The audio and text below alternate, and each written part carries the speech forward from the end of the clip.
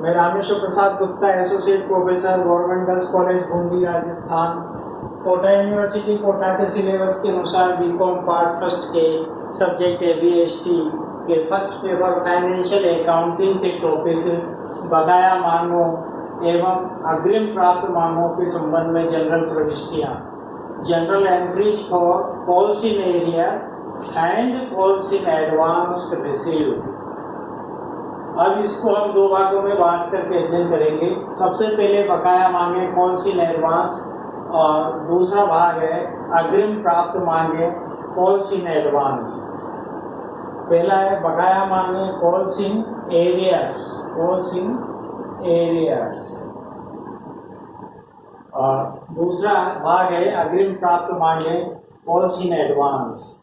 तो calls in arrear सबसे पहले बकाया मांगे, इसका अर्थ है कि अंशधारियों द्वारा विभिन्न मांगों की देय तिथियों तक न चुकाई गई राशि के योग को बकाया मांगे कॉल्स इन एरियर कहते हैं।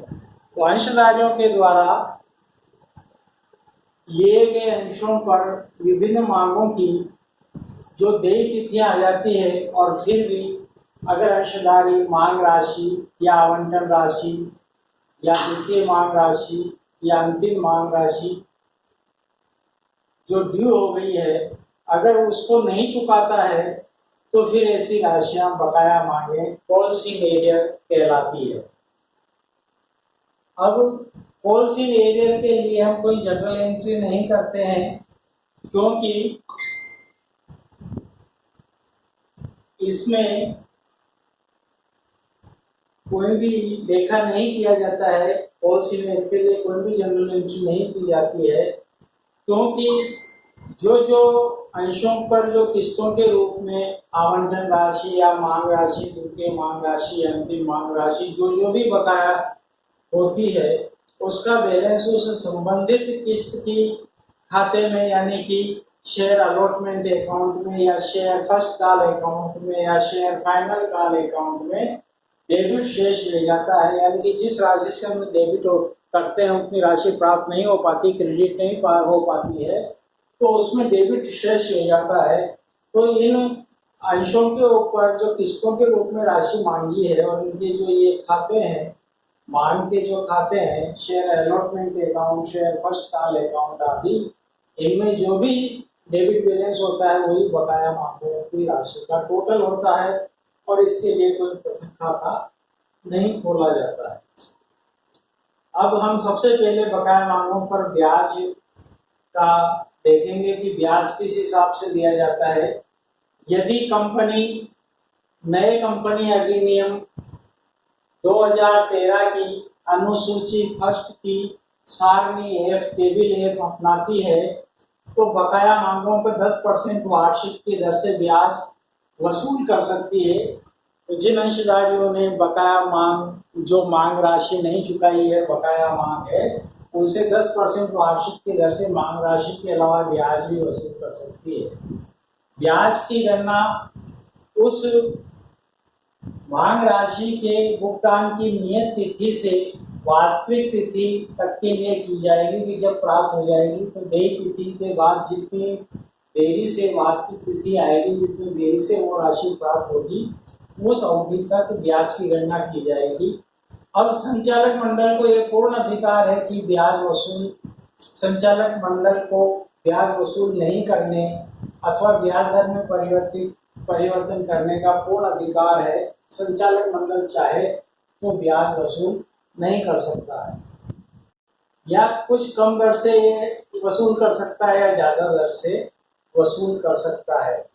पर अगर वो अनुसूची फर्स्ट की टेबल F अपनाती है कंपनी, अंतर नियमों में ऐसी व्यवस्था है, तो फिर 10% वार्षिक की दर से ब्याज वसूल कर सकती है और संचालक मंडल को अधिकार है कि वो ब्याज वसूल नहीं भी करे अथवा ब्याज दर में परिवर्तन भी कर सकता है संचालक मंडल।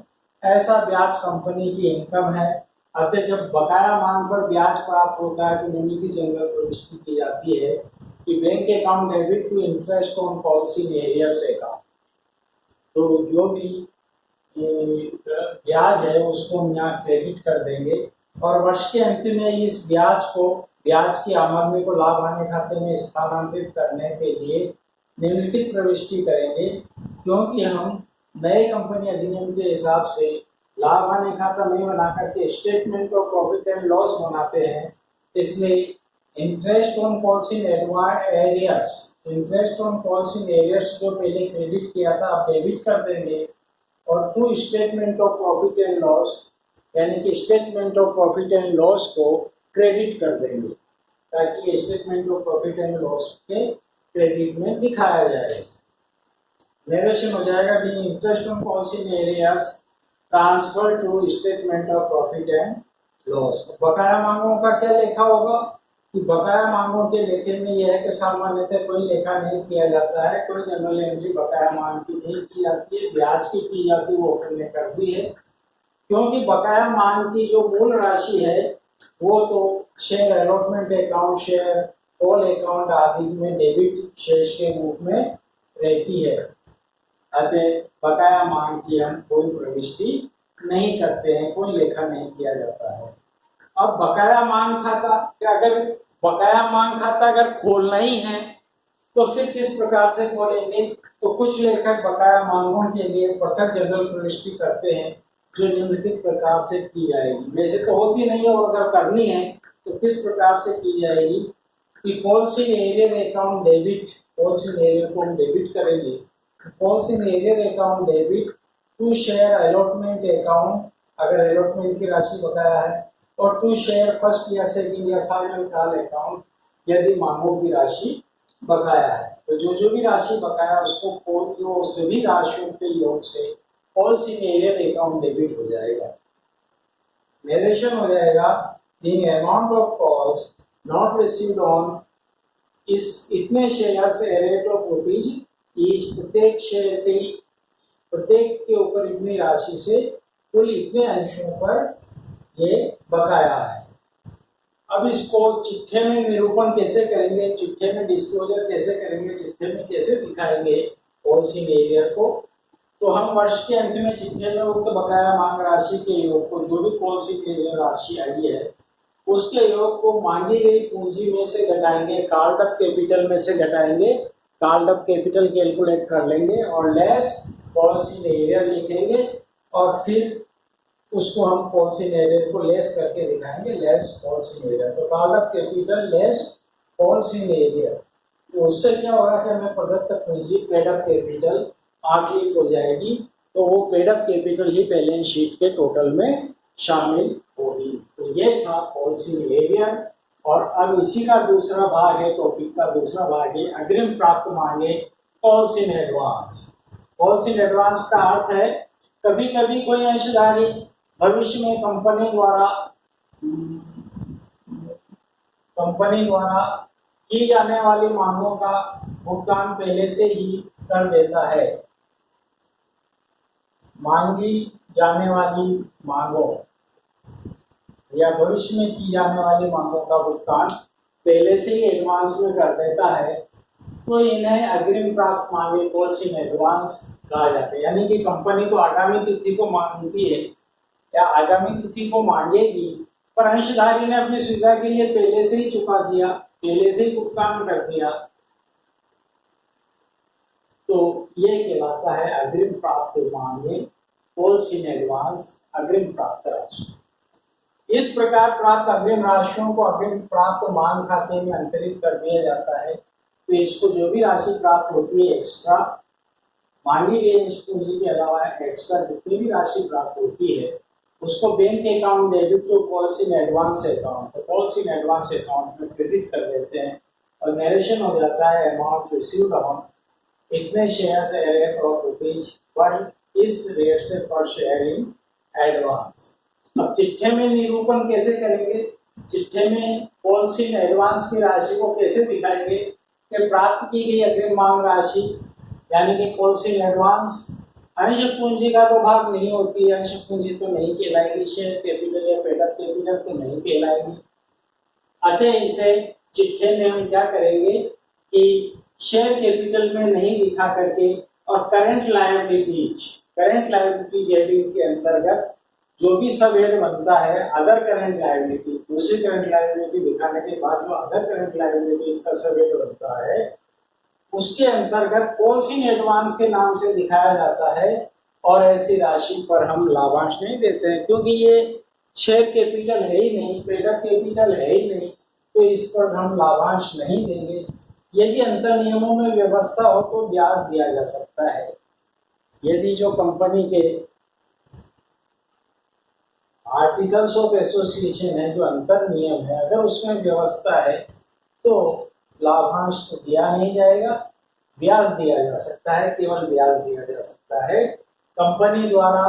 और यदि कंपनी ने नए कंपनी अधिनियम 2013 की अनुसूची फर्स्ट की सारणी एफ टेबल एफ अपनाई है तो ऐसी स्थिति में अग्रिम प्राप्त राशियों पर 12% वार्षिक दर से ब्याज दिया जाएगा, 12% वार्षिक दर से ब्याज दिया जाएगा। भविष्य में मांगे देय होने पर अग्रिम प्राप्त मांग राशि का समायोजन कर दिया जाएगा। जब भी मांगे देय होती है जो एडवांस में मिली है तो फिर उसको उस मांग राशि में समायोजन कर देंगे, यानी कि बाद में अंशधारी से लिए बिना ही समायोजन कर देंगे ताकि वो अंश पूंजी का हिस्सा बन जाएगी, पेड अप कैपिटल का हिस्सा बन जाएगी।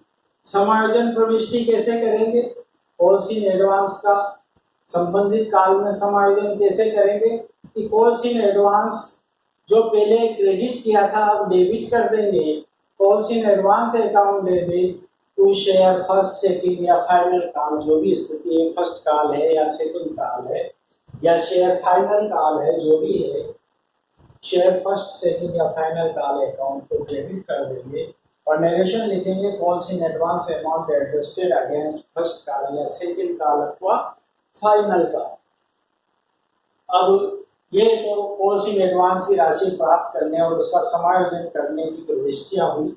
इसके बाद अग्रिम मांग राशि पर अगर हमें ब्याज देना है तो किस प्रकार दिया जाएगा कि इस पर ब्याज की गणना ऐसी अग्रिम राशि की प्राप्ति की तिथि से आगामी मांग राशि के ड्यू होने पर देय होने की तिथि तक की जाएगी। तो प्राप्त राशि से देय होने की तिथि तक ड्यू डेट तक की जाएगी और ब्याज की जनरल प्रविष्टि निम्नलिखित प्रकार से की जाएगी कि ब्याज चुकाने पर, तो ब्याज हमारे लिए खर्चा है, कंपनी के लिए खर्चा है, तो हम कैसे दिखाएंगे कि interest on calls in advance account को डेबिट कर देंगे। समझता नहीं इन खर्चों को डेबिट करो, इसलिए interest on calls in advance account को डेबिट टू बैंक अकाउंट, यानी कि बैंक से चुकाएंगे टू बैंक अकाउंट और नरेशन हो जाएगा interest paid on calls in advance. वर्ष के अंत में फिर क्या करेंगे तो पूरे साल में जो कॉल्स इन एडवांस के ऊपर ब्याज चुकाया है उसको प्रॉफिट एंड लॉस अकाउंट में ट्रांसफर कर देंगे वर्ष के अंत में।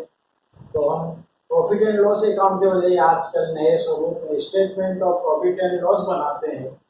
तो वर्ष के अंत में statement of profit and loss debit to interest on calls in advance. तो कॉल्स इन एडवांस जो पहले डेबिट बैलेंस आ रहा था उसको क्रेडिट कर देंगे।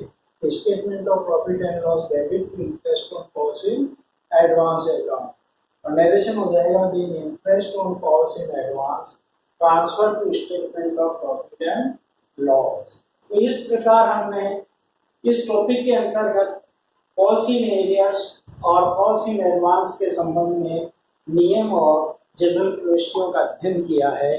धन्यवाद।